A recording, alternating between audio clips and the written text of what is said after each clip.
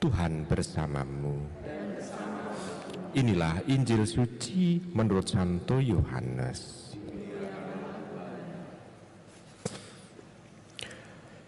Yohanes Pembaptis memberikan kesaksian tentang Yesus di hadapan murid-muridnya. Siapa yang datang dari atas ada di atas semuanya. Siapa yang berasal dari bumi termasuk pada bumi dan berkata-kata dalam bahasa bumi. Siapa yang datang dari surga ada di atas semuanya. Ia memberi kesaksian tentang apa yang dilihatnya dan yang didengarnya. Tetapi tidak seorang pun menerima kesaksiannya itu. Siapa yang menerima kesaksiannya, ia mengakui bahwa Allah adalah benar. Sebab siapa yang diutus Allah, dialah yang menyampaikan firman Allah, karena Allah mengaruniakan rohnya dengan tidak terbatas. Bapa mengasihi anak dan telah menyerahkan segala sesuatu kepadanya. Barang siapa percaya kepada anak, ia beroleh hidup yang kekal. Tetapi barang siapa tidak taat kepada anak, ia tidak akan melihat hidup, melainkan murka Allah tetap ada di atasnya. Demikianlah sabda Tuhan. Ibu, Bapak, Saudari, Saudara terkasih dalam Tuhan. Dalam bacaan Injil kita mendengarkan di sana mengenai kesaksian dari Yohanes Pembaptis mengenai Tuhan Yesus. Dalam kesaksian itu sebetulnya diungkapkan satu kesulitan yang nantinya akan diemban oleh Tuhan Yesus, yakni kesulitannya adalah begini. Dia yang datang dari atas, yang mengetahui segala macam yang dia lihat, yang ada di atas, maksudnya yang ada di surga sana, yang ada di langit dalam bahasa kitab suci. Nah, dia mengetahui itu semua, dan itu harus dibahasakan, harus diomongkan, harus diwartakan kepada orang-orang yang belum pernah ke sana. Kita ini adalah orang-orang yang belum pernah ke sana, dan kita orang yang sudah terbiasa dengan bahasa bumi, bahasa bawah. Nah, ini kesulitannya.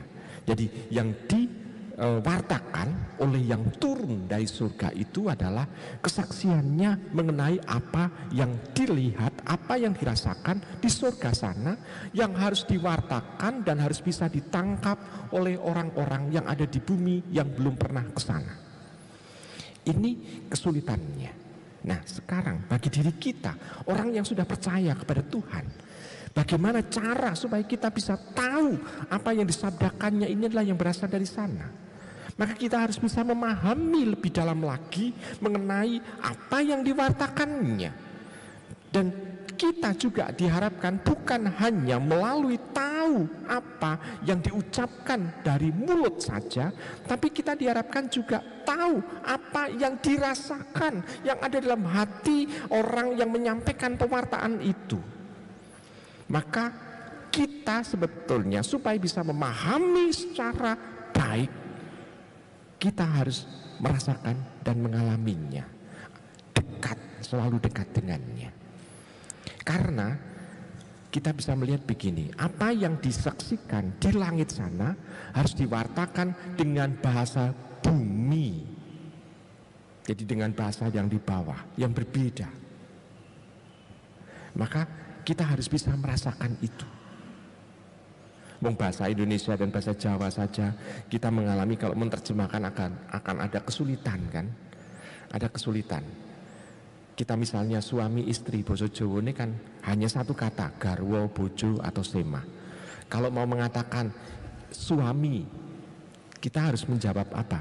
Menerjemahkan ke bahasa Jawa. Oh, bojo sing lanang gitu. Malah lebih panjang. Oh, kalau mau istri, oh bojo sing wedok.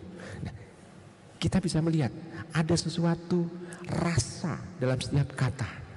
Maka untuk supaya bisa memahami warta yang disampaikan oleh Tuhan Yesus, kesaksian yang diberikan oleh Tuhan Yesus mengenai apa yang dilihatnya di sana, kita harus mengenal dan mengakrabi dan intim dengan Tuhan. Ini sebetulnya problem yang harus kita lakukan.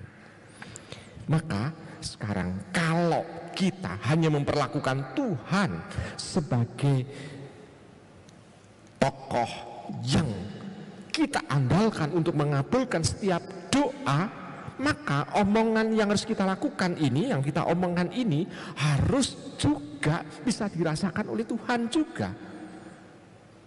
Kita mau untuk digerakkan, mau untuk melakukan sesuatu, tidak hanya sekedar diperintah, tetapi kita harus bisa melakukan apa yang mungkin lebih dari sekedar perintah itu, karena kita merasakan apa yang dirasakan oleh orang yang menyampaikan perintah itu.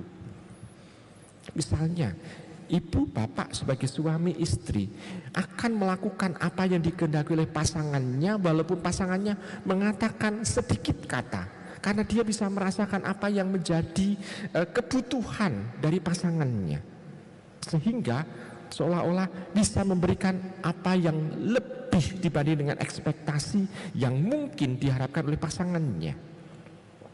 Nah, ibu bapak saudara terkasih, itu hanya bisa terjadi kalau pasangan itu saling dekat satu sama lain. Demikian juga dengan kita. Kita akan mampu untuk bisa melakukan apa yang dikehendaki oleh Allah kalau kita memang sungguh intim dengannya. Yohanes itu memperlihatkan kesulitan yang terjadi, tetapi sebetulnya harapannya adalah supaya kita yang diwartai itu mampu menangkap secara jelas.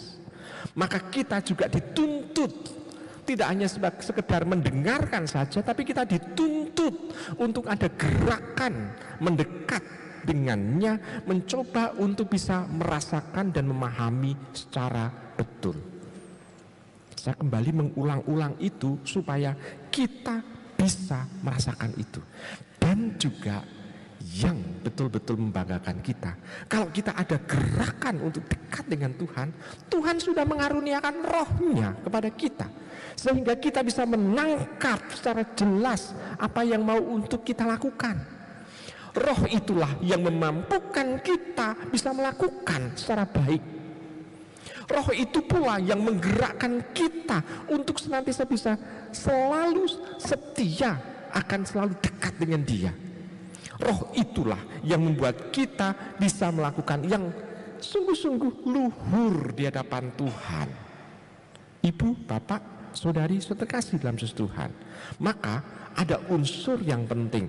Roh sudah diberikan kepada kita supaya kita tetap setia dan kita bisa memperoleh hidup kekal, karena kita bisa menyerahkan seluruh ini pada penyelenggaraannya. Sehingga kita bisa melihat bahwa Tuhan di dalam Tuhan ini mencoba untuk memberikan kesaksiannya, mengajak kita untuk mampu memasrahkan kehidupan kita ini hanya mau untuk setia melakukan apa yang menjadi kehendaknya.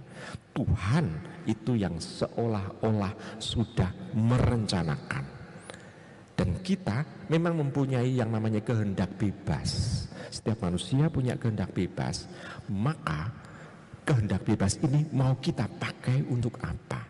Setia kepada Tuhan, atau kita mau untuk menolak Tuhan? Tuhan memberikan tawaran kepada kita dan kita mau memilih yang mana. Selamat merenungkan.